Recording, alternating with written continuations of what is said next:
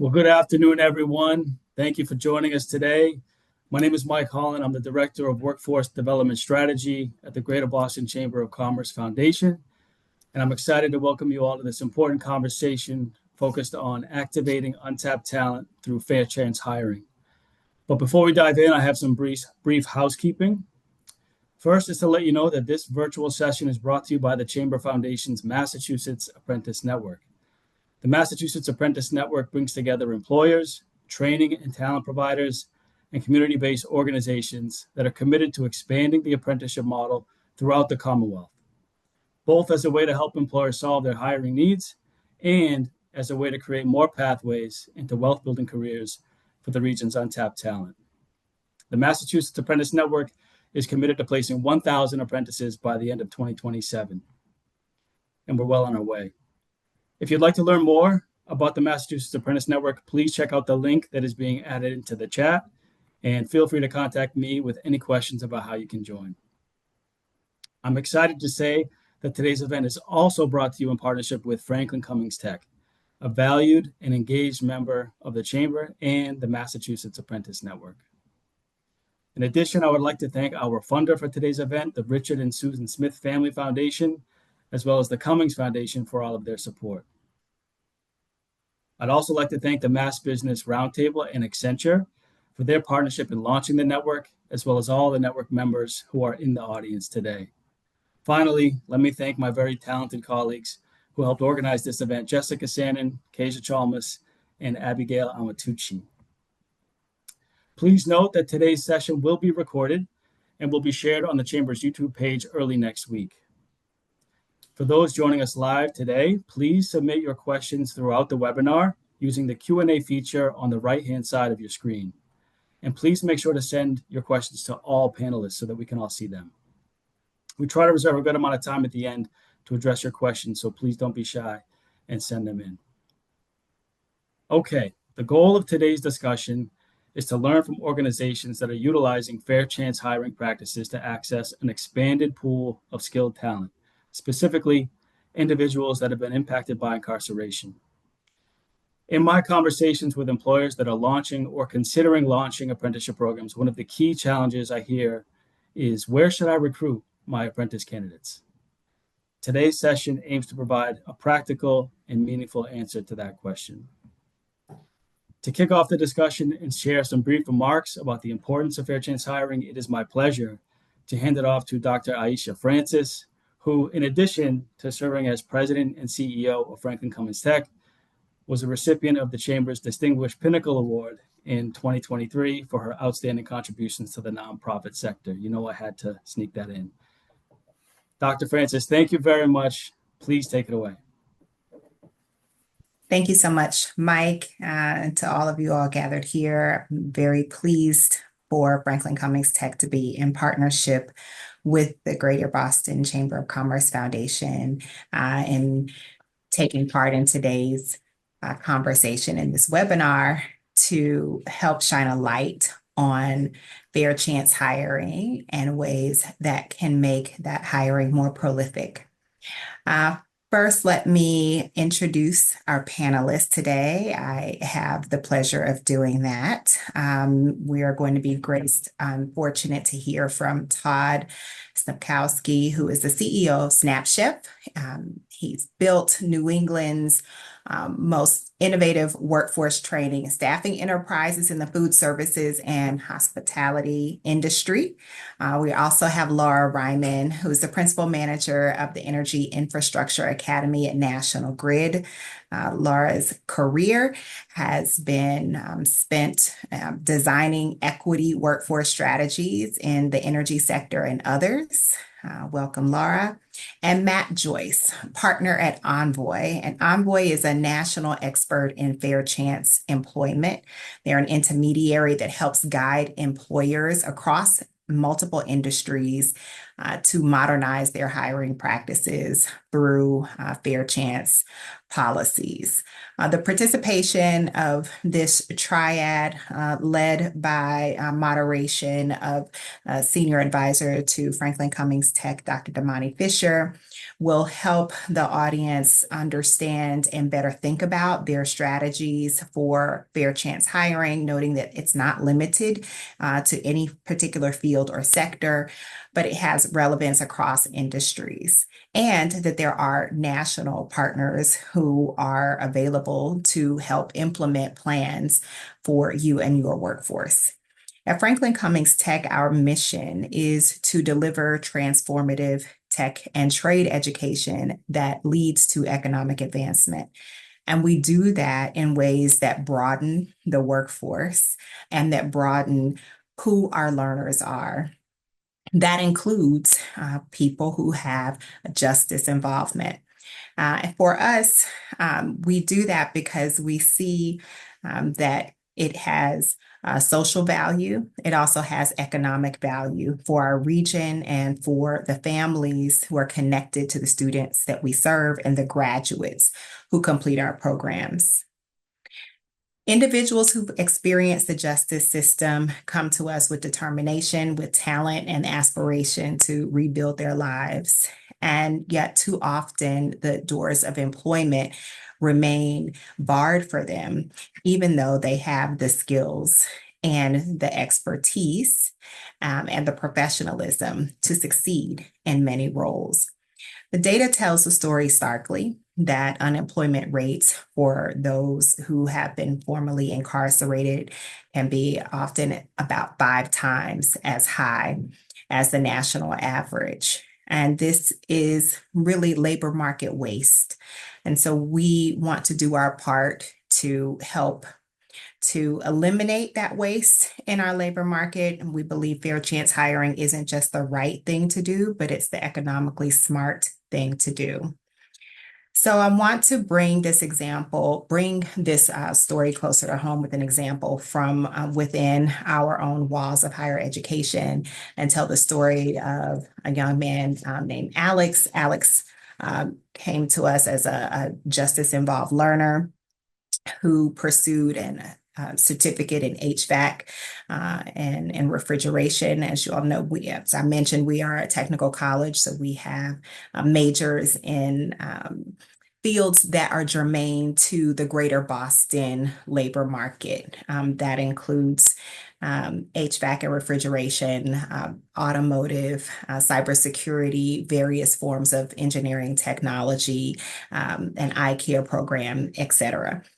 And in Alex's case, his interest was in HVAC and technology. He decided after successfully completing that certificate program to continue his education with us and pursue an associate degree in building energy management. And he is doing that while he's also a co-op participant at Harvard University. So his success is also contingent and very pursuant to there being a hiring partner in Harvard for Alex to work with, as we are a co-op college as well.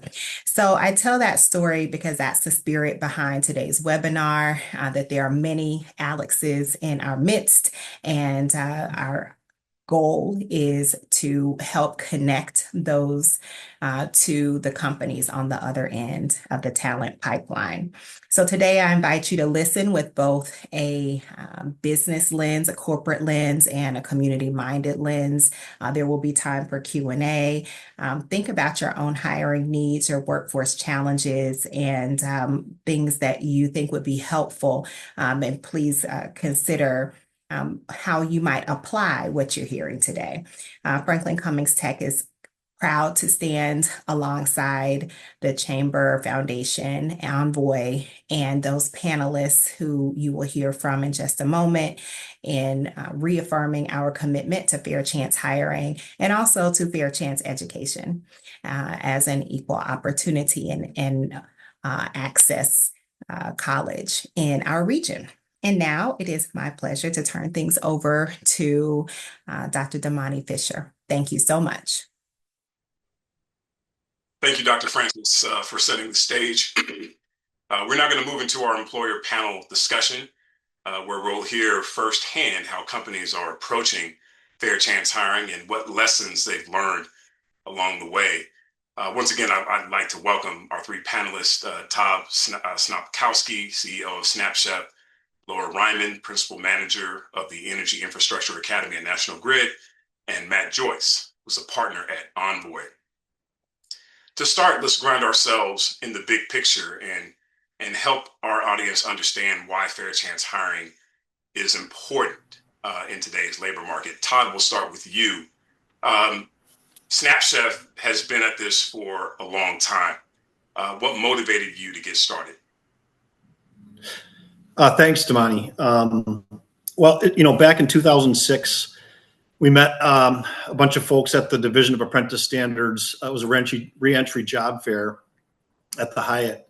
And, the way we're in the people business, so we're recruiting culinary talent from all communities. And the returning citizens or justice involved citizens are also part of the community. And we take that in high regard when we do recruiting. We're recruiting for the right attitude. If you come with a little bit of, baggage or background or history, we like to know what that is up front. And it's very helpful when we know that in making our hiring decisions. We have Corey tolerant, Corey friendly accounts, and not so Corey friendly. So we have the option to put them in locations that would best suit them and their experience. Thank you, Todd. Laura, this next question is for you. National Grid is newer to this work, and you recently piloted a reentry cohort at National Grid. What did you take away from that experience? Thank you so much, Damani, for the question. We were thrilled to be able to pilot our first reentry cohort this past winter. I had a few really important takeaways from the experience, and I think the thing that was most important was we looked ahead. So in presenting and implementing this cohort, we looked ahead to see what challenges could lie down the road and put mitigations in front of them to ensure that we'd be successful. Some of the main takeaways that we took out of it were to use your partnerships and to be very clear about roles and responsibilities of who's going to do what, to focus on skills, not challenges, to use very intentional language, which for me means fair chance hiring, not second chance hiring. And lastly, to be clear that this is a talent strategy. This is not a philanthropic effort. May I just ask a follow-up question? You made a distinction between fair chance hiring and second chance hiring. Could you explain the difference between the two? Certainly. They refer to the same group of people, but I think it's really important to be intentional about the language that you're using, particularly with a population like those who have been justice involved. What you don't want to do is stigmatize the participants that you're bringing in or these very talented incumbent workers and have them already carrying around a label that doesn't really belong to them anymore. It also, when you think about it, when you hear second chance, what I usually think is, oh, so there was a first chance and something didn't go right with it, or it was not used effectively, which really isn't what happens, right? So what we're looking at is being very intentional about saying we are giving people a fair chance. They have been justice involved. They've completed that portion of their life journey. And now what they're looking to do is to participate in the workforce and have the opportunity that we all have to hold gainful employment in a wealth building career pathway. Matt, approaching this from a national lens, what trends are you seeing in industries that are embracing fair chance practices? Yeah, thanks, Damani. And thank you all for being here. Thanks for having me in the conversation. I think that the companies and industries that are really driving fair chance practices are doing it in two ways. I think one is on the policy side. So thinking about how their background screening processes can lower the rate of disqualification of people who come in with records. And then secondly, on the talent side, right, how they can be more proactive in partnering with reentry organizations, workforce organizations, corrections organizations, people, and organizations that are serving folks who are coming back from jail and prison or who have records and are having a harder time getting into the workforce. I think on the policy side, it's really about just adding nuance to the kinds of records that companies are deeming relevant and are looking for. And so I think, in the old version of background screening, you might get, a candidate's entire record from their entire life of everything that they've done and have to sort of parse between, okay, what of that do we think is perhaps relevant to the job and what isn't? And I think the companies that have really embraced this as a strategy are saying, let's look at that in advance and think about the jobs that we're hiring for, the records that may be relevant to those jobs, and the records that aren't relevant to those jobs. And then how far back we want to look in someone's history and really kind of filtering on the front end what records we even consider once they come in from the background screening company. And I think that's probably the biggest driver of kind of quantitative change in expanding opportunity for people with records and just narrowing the scope of what we're looking for. And then I think on the talent side, the really exciting models, tend to be partnering with organizations that are really focused on your industry. And so I think we're seeing a lot of growth in reentry and workforce organizations that aren't just doing kind of basic work readiness, but are doing like real skill building in advanced manufacturing and other growing industries and becoming partners and primary talent sources to these companies that are embracing fair chance employment.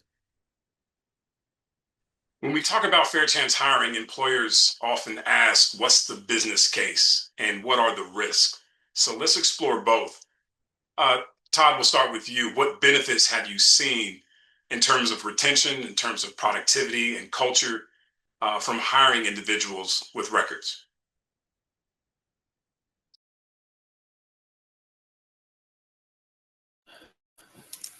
So going back to the fair chance hiring process, when we're recruiting folks, we don't run a background first. We talk to them, get to know them, hire for the right attitude. And then we get into their history, their experience, whether it's justice involved or not.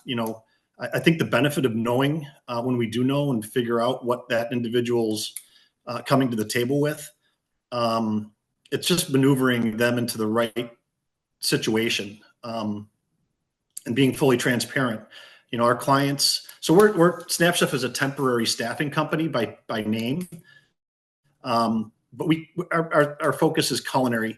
So we really, a lot of our clients look to us to hire employees full time for their organization. So we're kind of like a stepping stone in a training ground for our clients to kind of have a bench of folks to pick from or choose from, and they get to go through on a rotational basis. So we're hiring for the right attitude. If they're going into your account, they're capable of being hired, whether they have a history or not. Knowing and also working with partners that we work with a lot of different training programs. Some training programs are behind the walls, and then there's reentry programs that we actually work with that are, when they're returning citizens, knowing their career coaches or career advisors. That's another, I think, a huge plus for people that are exploring the opportunities here.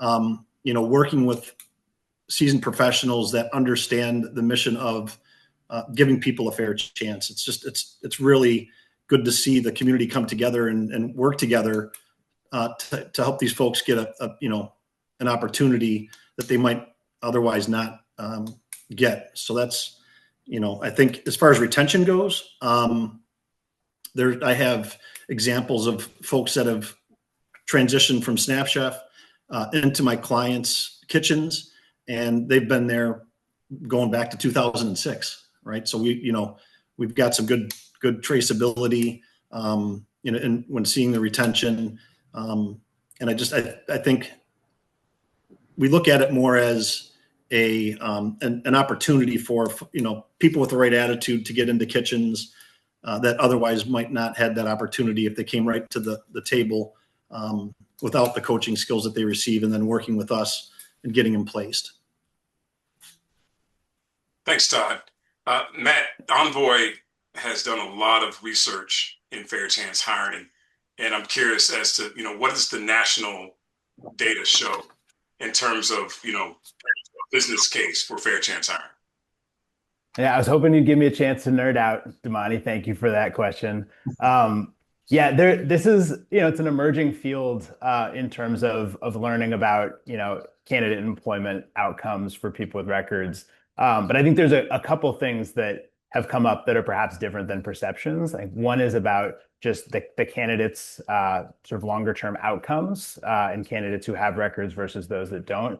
And then a lot of interesting research just about sort of the risk and particularly the legal risk that companies are often concerned about on the front end of building a fair chance strategy.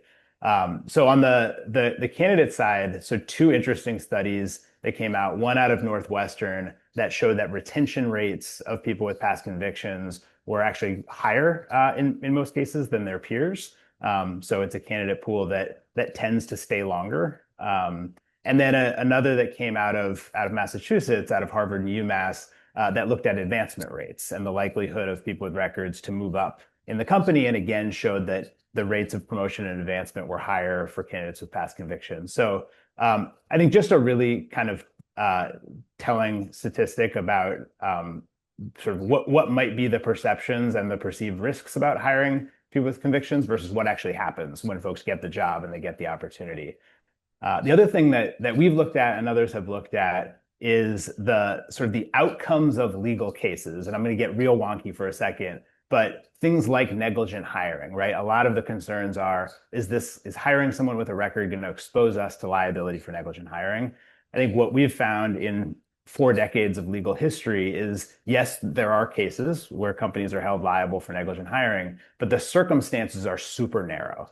Right. So it has to be a conviction that is deeply, deeply relevant to the job that's being hired for. And I think the sort of the number of those jobs and industries that have that risk is significantly lower than employers might think. And so I think it's important as we layer in sort of the worry about legal risk to just understand, when is there actual liability and exposure and when is that just sort of a concern that may not be borne out in what actually happens. But let's talk about challenges. What barriers do companies encounter and how have you navigated those challenges? And we'll start with Laura, National Grid. Utilities operate in a highly regulated environment. How does that shape what's possible at National Grid?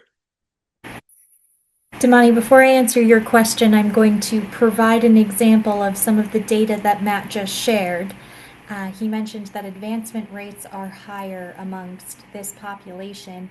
One of the participants from my pilot cohort was only on the job for 2 weeks before it was discovered that this person had a significant amount of other skills and was promoted 2 weeks later into a much higher level position for something that this person had studied actually while incarcerated. So now I will answer your actual question, now that I've given Matt, our data person, the head nod he needs.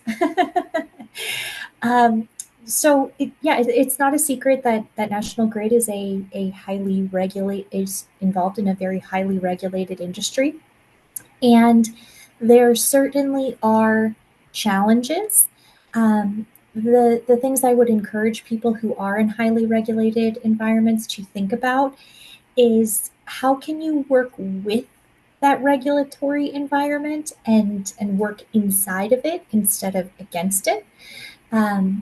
Typically, it just takes a second or third read of a policy to really understand where there are opportunities and not just barriers.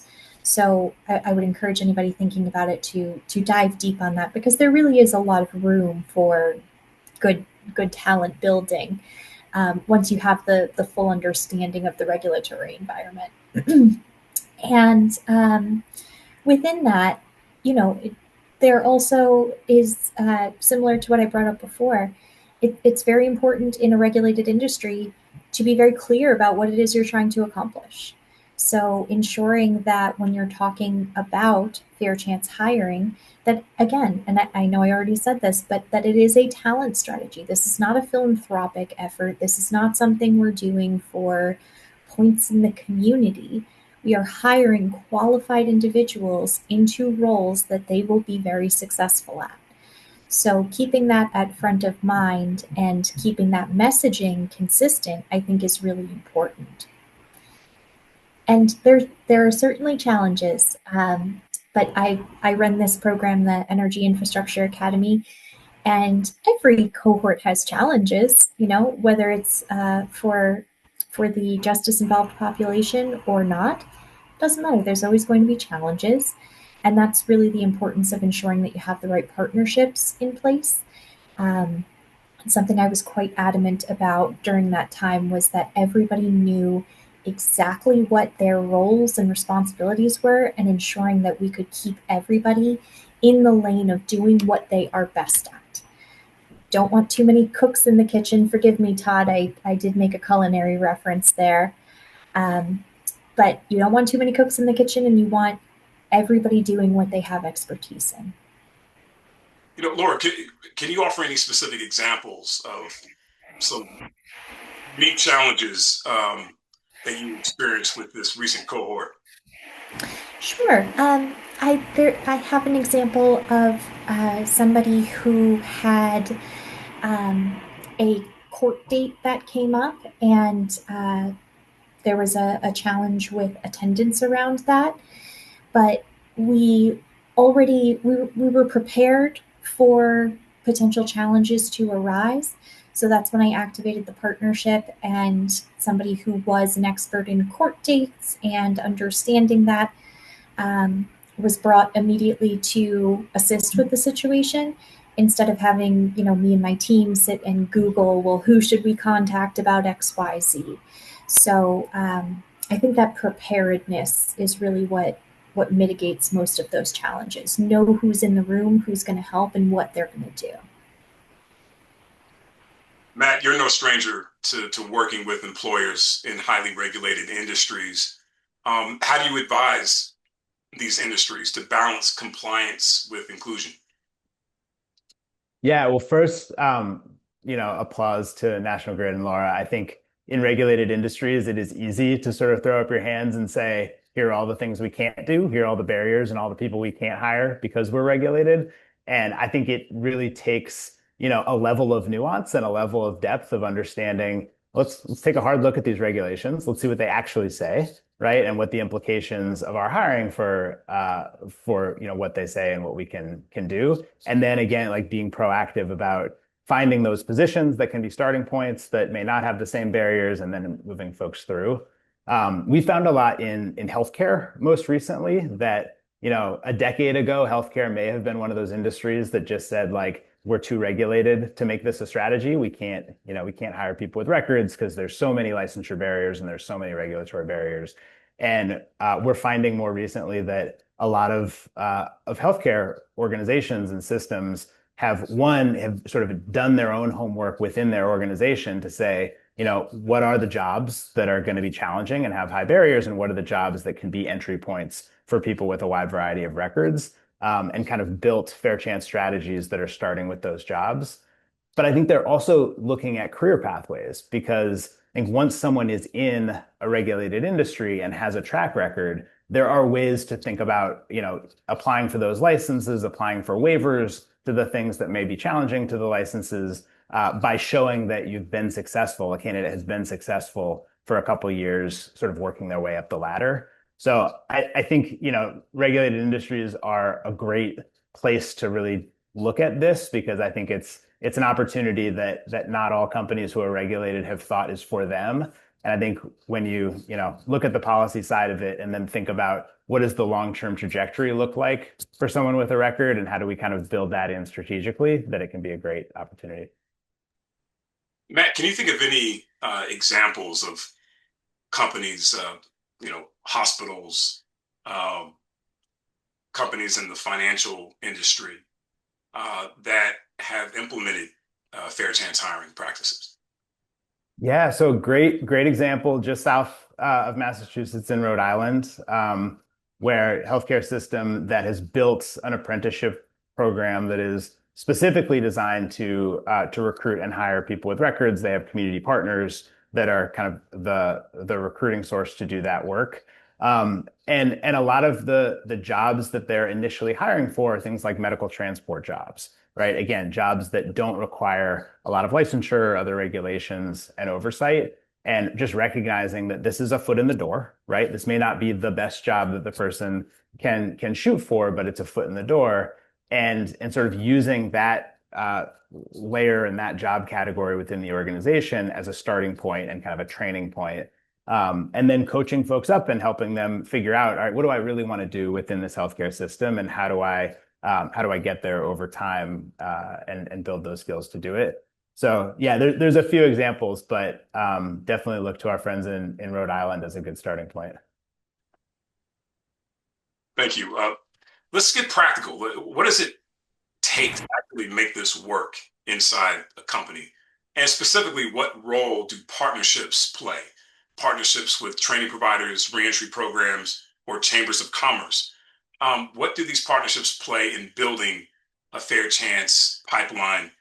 Todd, you referred to some of those partnerships earlier, and obviously your organization leans heavily on training partnerships. What's been most effective for you?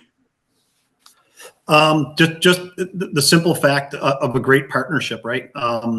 Working with organizations and job coaches that get it, that understand what the goal is huge for me. When I sit around a round table in person, which I love to do, and start talking about these things, the people that lean in and actually at least respond to the questions or the conversations that are happening, the others that are kind of lean back and really not into it, we kind of identify the key players that get it.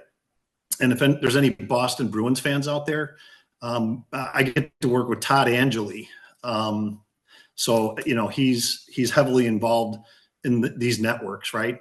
And a great resource for us. I did see a few questions, and we're probably going to go to the Q&A later, but, having partners that you can rely on and reach out to, text, and have questions about, different programs that they're currently in, to follow up on that. I think it's really important that understanding where that person's coming from. If it's a reentry situation, they'll have a career coach that you can talk to, which is, I think, for my operations managers, they love that because they can really understand, what the person was dealing with prior to coming out, what their training was, their scores on their tests, for the program that we do behind the walls. I have my chefs that are doing the training, firsthand, so we get it firsthand, and we kind of handpick the candidates as they're coming out into the system, into the reentry. And I think that the partnerships are really what it's all about. We work with Norfolk County Sheriff's Office. They've got a tremendous team that is all about, giving people the tools that they need to be successful prior to getting out, during the transition, and then post reentry. So again, the partnerships are key. Working with the people that get it, and the ones that are leaning in, you can identify those folks pretty easily, and a great resource. Thank you, Todd.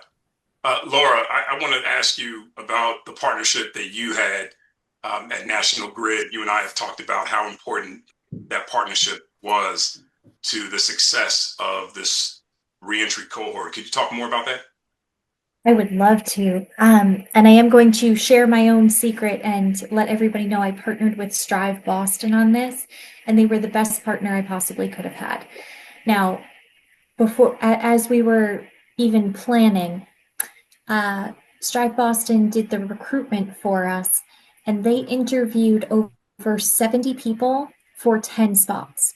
We had 10 seats available, and they interviewed 70 people to ensure that we were really finding the right fit. Within that, they were actually able to find a couple of people who had previous utility experience, which was wonderful. But I think another part of the partnership that I found really important, and this is really how I think about the fair chance hiring topic in general, is, once I have somebody who has been hired and they are a National Grid employee, I want that to be where they see themselves, right? I want them to see themselves as a National Grid employee.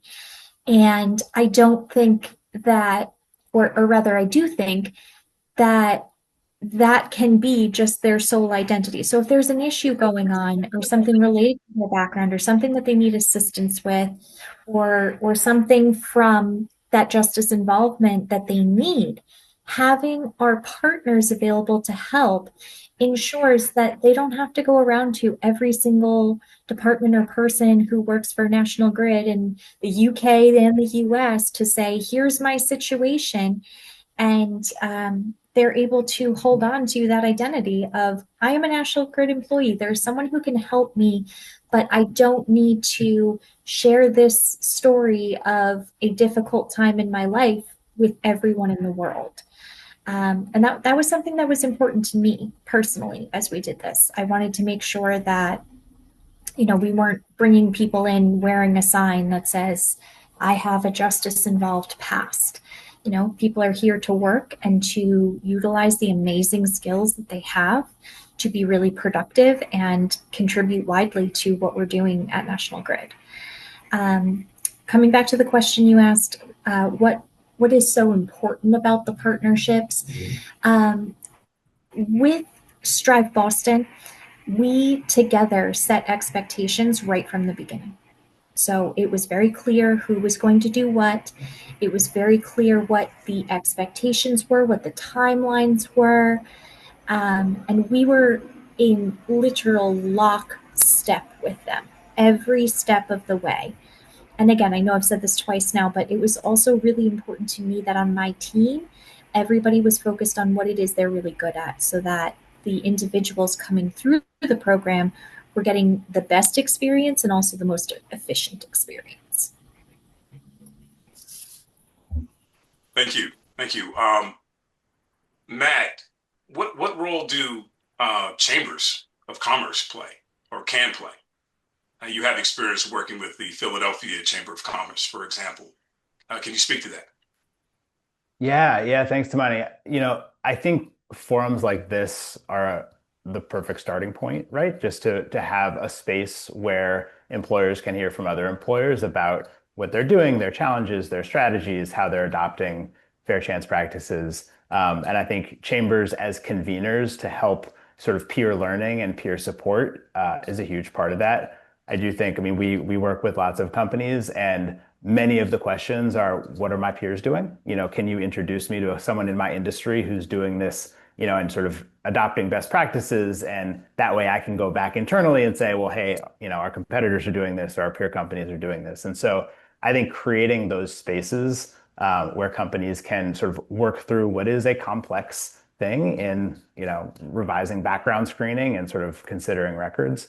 The Philly Chamber, I think, is out ahead. They're doing really exciting work. We've worked with them on a cohort of employers that have really wanted to build this deeply into their talent strategy, and so have come together to kind of learn as a group, to learn from each other, and then ultimately, they have become kind of the champions of this, so they can, be on these panels and get out front on stages in Philadelphia and say, here's how we did it, here's what we worked through. And I think that's really important to have a few companies that are kind of leading the way and setting the tone. And so the chamber has been sort of the organizer of that effort to bring these cohorts together. They're going to continue to do those. And then the other thing that's been really interesting on the policy side, so Philadelphia has a fair chance ordinance. Fair chance ordinances aren't always the most business-friendly legislation. And the chamber has kind of come together with the city to co-create the language around this ordinance. And the fact that the chamber, I think, has been such a vocal advocate of fair chance employment, has meant that the business community could sort of partner with the city to have, a fair chance law that was really mutually beneficial. And so I think just playing that role in policy has been important too. I want to direct this next question to all the panelists. For employers who are interested but still hesitant, what's one concrete step they could take tomorrow to move forward? And Matt, we'll start with you. Yeah, I think first just understanding what you do now. I think for a lot of companies, it's a bit of a scavenger hunt of, what do our current background screening practices look like? Are we, disqualifying everybody who comes in the door with a record? Are we nuanced about that? Who's making those decisions? How are those decisions being made? And really sort of taking a hard look at, are we up to date? And have we looked at these policies in decades? And might we want to update those policies? I know you said one. I'll just add a second one, which Laura and Todd have both mentioned. But there's so many great organizations doing this work, and I think introducing yourself to a reentry or workforce organization that kind of specializes in these kinds of employer partnerships and is doing the training and is doing the support and can sort of work arm in arm with you is another great first step. Todd. I think if you're looking to hire people, this has to be an option, right? It's the people they're people, right? And they have it as I like the way Laura really put that, and I'm going to keep using that from now on moving forward. And it's chefs in the kitchen. You can't have too many chefs. You can have plenty of cooks. We can't have just all these chefs running around telling everybody what to do. But many cooks, and we find a great resource through our pipelines with folks that have amazing attitudes that want to do the right thing, and organizations like the Chamber of Commerce. I mean, it's apprenticeship, right? It's mentorship. It's working with people, giving them the tools they need to be successful in any job. It doesn't have to be just culinary. And I feel that the trades have really figured out the apprentice model. Culinary arts is starting to come into the scene of apprenticeships here in the United States, but it's all over the world, everywhere else. But I've been a strong proponent of apprenticeships going back to 2006, where I ran into, I was only a few years into my business model, and I found this opportunity to work with some really great folks in the Division of Apprentice Standards. And, I haven't looked back since. It's a really great resource. And I'm, as Laura and I were talking about this on the last call about, this new ghosting situation with individuals that you don't even know. We don't get to the point of being able to find out what their experience or history is all about. They sign up, they fill out the application, and then they ghost you. And this is a new trend that we're struggling with. But having these options, or as many options as you can possibly have in the recruiting world, finding good people, this is another great opportunity or option, I would say. Leave no stone unturned in any community. Laura, if I'm an employer and I wanted to start my own, or pilot my own reentry cohort, what's the first step I should take? I think that the first step you should take is to talk to people who are doing this, and I'm going to tell you why. We all know from whatever sort of learning we went through, any sort of school or educational background, that what you read in a book or in a best practice manual, or I'm now dating myself, but apparently on the internet, and what things look like in practice are going to be different. So I don't recommend anybody does this by themselves. I don't recommend that an employer says, I'm going to start tomorrow without talking to anybody and without getting any information. And this comes back to something that Matt said. Matt said that when we were talking about the regulated environment, I actually think that starting in a highly regulated environment is actually really helpful, because you already know what the parameters are. You're not starting with an entirely blank piece of paper. I typically liken workforce development to building a house, right? So instead of starting on just an empty piece of land, then you have already started with some parameters that are put up. You have some walls, you know where the foundation is laid, and you can build from there. And what a great opportunity. So the short version of my advice, Damani, is to talk to others in your industry or another, and it doesn't have to be similar, and find out what other people are doing, how they're doing it, and what potentially they can offer you as a best practice or a starting place or even a person to talk to. Thank you. And as we wrap up, I'd like for us to look to the future. Where do you see the biggest opportunities for growth in fair chance hiring over the next 3 to 5 years? And Matt, we'll start with you.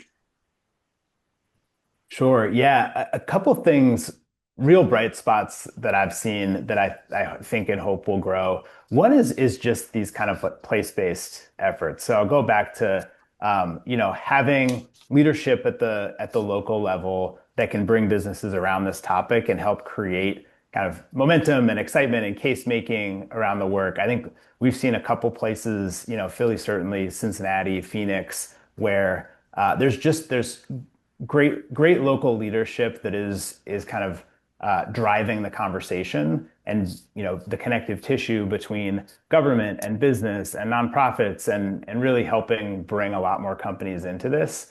And so I hope we start to see more of those bright spots emerge, because I think when it starts to become a trend locally and your region becomes sort of a fair chance region, I think that can really build on itself quite a lot. I think the other thing that I'm hopeful for, and this is a bit soapboxy, but we spend a lot of time on the background screening process and continue to think that it's the Wild West for a lot of companies. Just trying to understand, how far back do we look? What do we deem relevant? If we have regulations, how do we work through the gray of those regulations and figure out what's actually sort of like legally problematic and what's not? And I think and hope that we will build more sort of standard practices around this that can become broader guidance for companies that are working through this. Because I think our best opportunity is just to continue to sort of narrow that pool of candidates that we deem as fair chance, that come through and have a conviction that gets flagged, and do kind of the pre-work and have those standards to do the pre-work to say, all right, a lot of these convictions, not even relevant to the job, too far in someone's past, and we can just kind of green light those in from the start. All right, and Laura, if we came back a year from now, what would success look like for your company and for this movement more broadly? Go, Laura. Thank you. Success for this movement to me looks like more companies deciding to just run a pilot. Committing to a pilot is very different than committing to doing something forever. So starting small, trying a pilot, and seeing exactly how much good and how much benefit can come from it, I think will be really impactful, because once you see in practice that this isn't a scary thing to do and it's not super challenging, it's just hiring, right? So I think once you can kind of get your head around it and understand how to do it and see it with your own eyes and see the success that you can build from it, I think that moves mountains. So that's what it looks like in the broader industry for me. In a year, success for me would look like seeing the individuals who participated in the cohort that we did this winter be promoted at least several more times. They're all doing extraordinarily well and are having wonderful experiences. So my hope is that success will look like us doing another cohort and bringing in some new individuals, while also really growing and developing the amazing talent that we got out of this pilot. And I guess I would piggyback off the prior, 3 to 5 years outlook, and then the 1 year outlook shorter term. I mentioned that we started doing this back in 2006. I think this is the first panel that I'm aware of since I met Mike a handful of years back. We weren't really talking about, fair chance hiring, but Mike and team at the chamber have identified it as obviously an opportunity for other chamber members to possibly take advantage of. So I think more panels like this, seeing more panels like this would mean, more success, enlightening other folks in the chamber, or, as that ripples out to other organizations that may pilot it.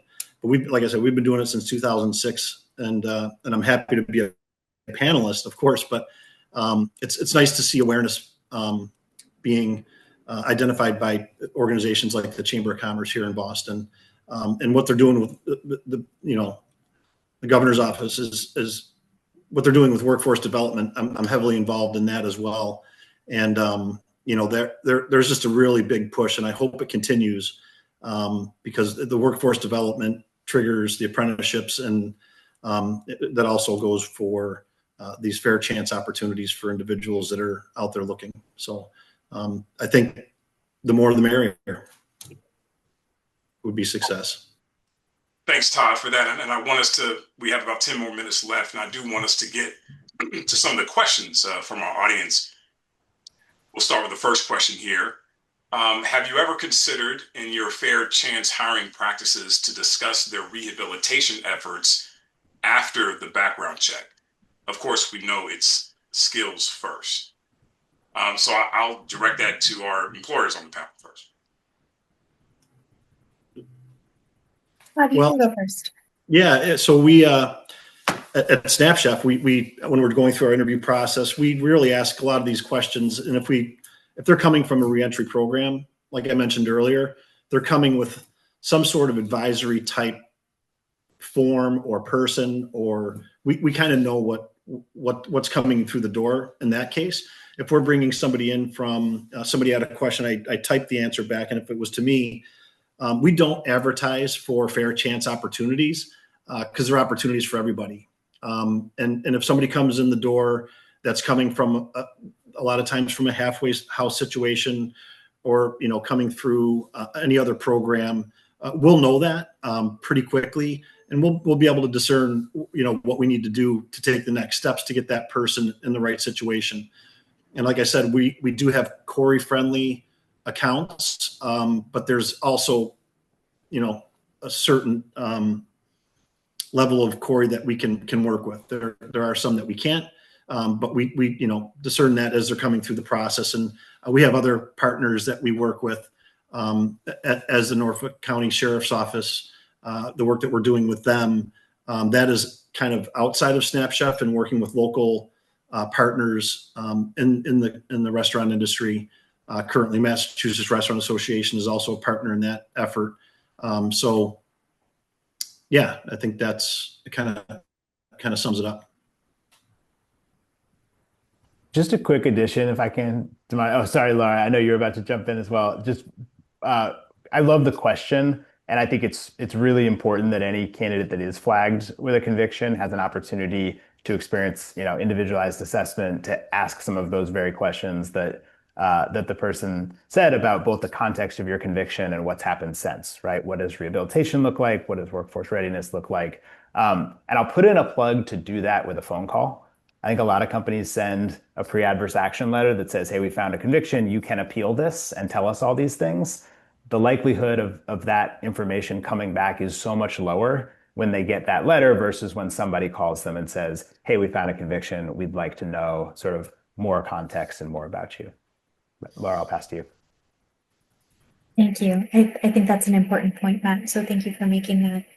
I think from my perspective, really what I want to focus on when I have somebody applying in a fair chance setting is not what has already happened, but what they would like to do moving forward and the skills that they have to do that. I think that perhaps similar to what Todd said, typically fair chance folks are coming to us or our partners first So there is a level of conversation that's taking place at that partnership level, but I don't feel necessarily that I need to be privy to that conversation. And, I think it's really important to focus on the future, as opposed to somebody's past, particularly with the population that we're discussing. So if somebody wanted to volunteer that information, I would certainly never shut down the conversation. But I also wouldn't ask somebody to revisit something very personal and private in their own lives that, unless something within it is, very relevant to the job that they're applying to, I'm not sure that I would, want to have that conversation, because I don't think it's, I can't think of how it would make me feel like they're more qualified for the role. Unless, of course, we're talking about people. So there could be somebody who, as part of a rehabilitation program, did an internship in utilities, and that I certainly would want to know. Thank you, Laura. And we are coming up against time. I think we have enough time for at least one more question, and then perhaps we can answer some of these other questions offline. The next question is, what would employment opportunities look like for you if insurance companies lowered the liability for hiring individuals with criminal records? Maybe that's a question for Matt. Yeah, I think sometimes we sort of over-index on insurance as a reason not to do this. I think talking with your insurance company about your policy is important, but those same insurance companies insure you for discrimination on the same policy perhaps that they insure you for negligent hiring, right? And so there's a spectrum to what it means to insurance companies when you start to implement these programs. I think they want to see thoughtfulness, they want to see documentation, they want to see rationale for the decisions to insure you against these things. But I think it's more about having sort of a process that makes sense and communicating that back to the insurance company rather than them changing their standards. Thanks, Matt. I think we're going to leave it there. I want to thank all of our panelists for sharing their experiences and insights. And I also would like to thank the audience for joining us. And I think the key takeaway is clear. Fair chance hiring is both the right thing to do and the smart thing to do. Mike, let me hand it back to you to close us out and also address next steps and opportunities for continued engagement. Thanks, Well, Tony. let me say a big thank you to our wonderful panelists today, and particularly to our fantastic moderator, Dr. Damani Fisher. A great conversation, and also a huge thank you to Dr. Francis and Franklin Cummings Tech for partnering with us to make today's event possible. Thank you one more time to our funders, the Cummings Foundation and the Smith Family Foundation, for all of their continued support. If you would like to learn more about the Massachusetts Apprentice Network, or would like to go deeper on how your organization can implement fair chance hiring, please feel free to contact me at my email address, which was just kindly put into the chat. Thank you all so much for joining us today. We look forward to staying in touch and hope you have a great rest of your week.